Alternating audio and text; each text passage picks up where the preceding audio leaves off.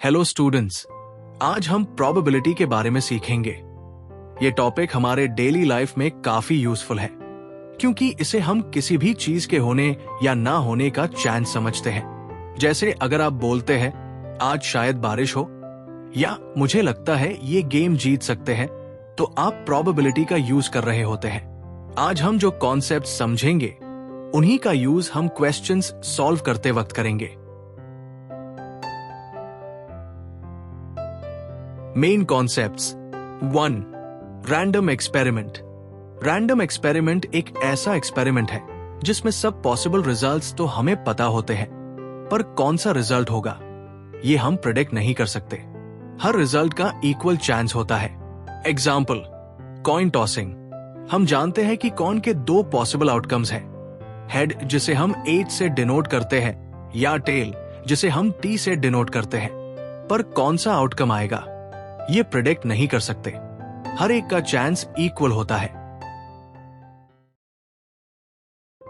2. Outcome. जब हम कोई रैंडम एक्सपेरिमेंट करते हैं उसका जो रिजल्ट आता है उससे हम आउटकम कहते हैं।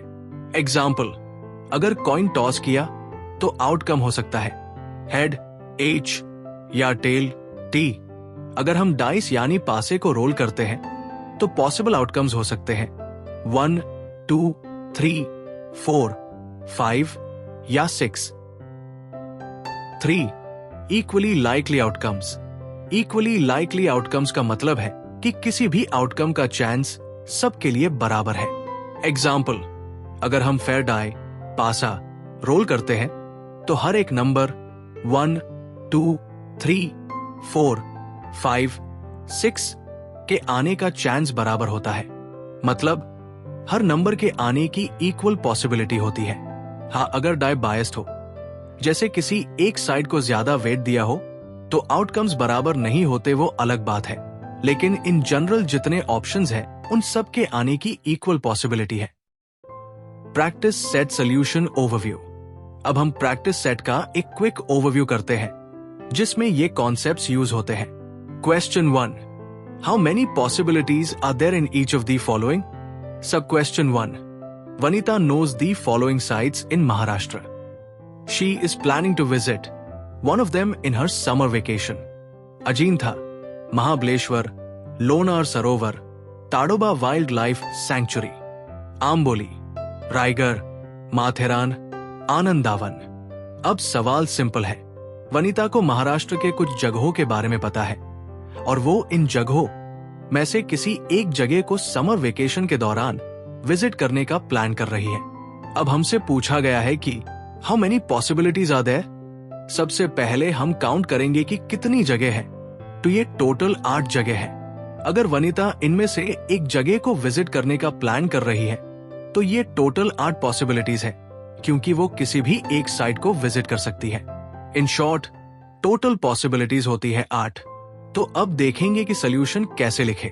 Solution: the place to be covered during vacation, Ajanta, Mahabaleshwar, Lonar Sarovar, Tadoba sanctuary, Amboli, Raigad, Matheran, Anandwan. Therefore, there are 8 places can be chosen randomly. Total number of ways any one place can be chosen is equal to 8. अब similarly हम करेंगे sub question 2. Any day of a week is to be selected randomly. अब यहाँ एक week में से किसी भी एक दिन को सिलेक्ट करना है, पर वो कौन सा दिन होने वाला है? वेल, एक वीक में टोटल 7 दिन होते हैं, from Monday to Sunday. So in short 7 possibilities है। अब चलिए प्रॉपर आंसर देखते हैं। Solution: a week has 7 days, Monday, Tuesday, Wednesday, Thursday, Friday, Saturday, Sunday. Therefore, total number of ways a day can be chosen randomly in a week is equal to 7. Sub-question 3. Select one card from the pack of 52 cards. यहाँ 52 cards में से किसी भी एक card को select करना है, तो total number of possibilities है 52. Solution: total number of cards is equal to 52. Therefore, total number of ways a card can be chosen.